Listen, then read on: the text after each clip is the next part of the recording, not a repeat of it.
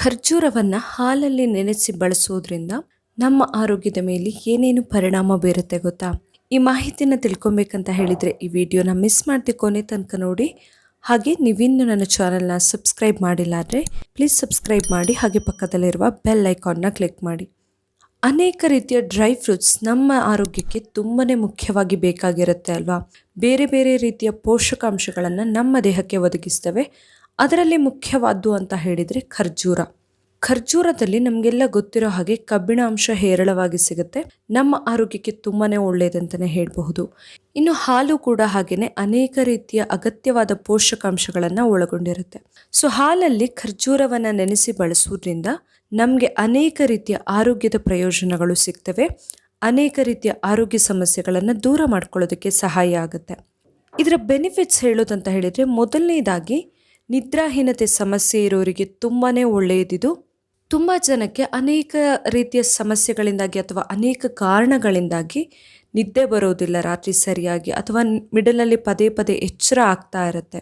ಆ ಥರ ಇರುವವರಿಗೆ ಈ ಹಾಲು ಮತ್ತು ಖರ್ಜೂರದ ಕಾಂಬಿನೇಷನ್ ತುಂಬಾ ಒಳ್ಳೆಯದು.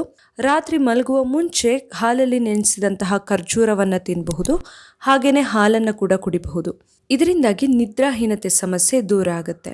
ಹಾಗೆಯೇ ರಕ್ತಹೀನತೆ ಅಥವಾ ಅನಿಮಿಯಾ ಸಮಸ್ಯೆಯಿಂದ ಯಾರು ಬಳಲ್ತಾ ಇರ್ತಾರೆ ಅಂಥವರಿಗೆ ಕೂಡ ತುಂಬಾ ಒಳ್ಳೆಯದಿದು. ದೇಹದಲ್ಲಿ ರಕ್ತದ ಕೊರತೆ ಆಗೋದಿಲ್ಲ, ಹಾಗೆಯೇ ಹಿಮೋಗ್ಲೋಬಿನ್ ಕೊರತೆ ಕೂಡ ಆಗದೆ ಇರೋ ಥರ ನೋಡ್ಕೊಳ್ಳೋದಕ್ಕೆ ಈ ಮಿಶ್ರಣ ತುಂಬಾ ಸಹಾಯ ಮಾಡುತ್ತೆ.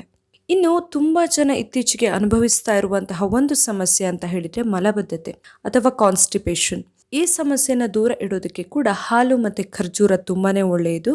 ರಾತ್ರಿ ಮಲಗುವ ಮುಂಚೆ ಹಾಲಲ್ಲಿ ಖರ್ಜೂರವನ್ನು ನೆನೆಸಿಟ್ಟು ಬೆಳಿಗ್ಗೆ ಖಾಲಿ ಹೊಟ್ಟೆಯಲ್ಲಿ ಆ ಖರ್ಜೂರವನ್ನು ತಿನ್ನಬಹುದು, ಹಾಗೆಯೇ ಆ ಹಾಲನ್ನು ಕೂಡ ಕುಡಿಬಹುದು.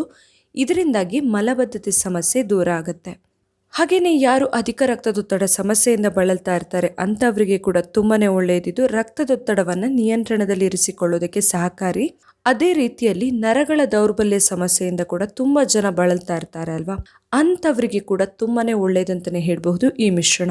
ಹಾಲಲ್ಲಿ ನೆನೆಸಿದಂತಹ ಖರ್ಜೂರವನ್ನು ಬಳಸೋದ್ರಿಂದ ನರಗಳ ದೌರ್ಬಲ್ಯ ದೂರ ಆಗುತ್ತೆ, ಹಾಗೆಯೇ ನರಗಳು ತುಂಬ ಸ್ಟ್ರಾಂಗ್ ಆಗಿ ಇರೋದಕ್ಕೆ ಕೂಡ ಸಹಕಾರಿ. ಹಾಗೆಯೇ ನಮಗೆ ಪದೇ ಪದೇ ಏನಾದರೂ ಸುಸ್ತು ಆಯಾಸ ಎಲ್ಲ ಆಗ್ತಾ ಇದ್ದರೆ ಅದನ್ನು ದೂರ ಮಾಡ್ಕೊಳ್ಳೋದಕ್ಕೆ ಕೂಡ ಸಹಾಯ ಆಗುತ್ತೆ ಈ ಮಿಶ್ರಣ. ನಮ್ಮ ದೇಹಕ್ಕೆ ಅಗತ್ಯವಾಗಿ ಬೇಕಾಗುವಂತಹ ಶಕ್ತಿಯನ್ನು ಒದಗಿಸುತ್ತೆ. ಇನ್ನು ಬಾಣಂತಿಯರಿಗೆ ಕೂಡ ತುಂಬಾ ಒಳ್ಳೆಯದಂತಲೇ ಹೇಳಬಹುದು.